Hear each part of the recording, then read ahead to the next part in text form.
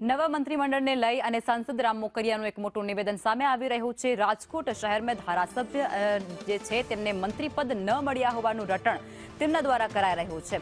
રાજકોટમાંથી મંત્રીપદ નથી મળ્યું તેવો આક્ષેપ તેઓના દ્વારા કરાયો છે। જિલ્લામાંથી ચોક્કસ મંત્રી મળી ચૂક્યા છે, પરંતુ રાજકોટ શહેરમાંથી નથી મળ્યા।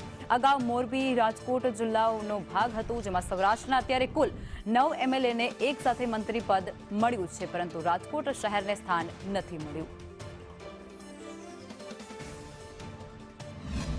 જનરલી અપેક્ષા હોય કે બધાને પ્રતિનિધિત્વ સમાજની રીતે, વિસ્તારની રીતે, શહેરને પ્રમાણે મળતું હોય છે।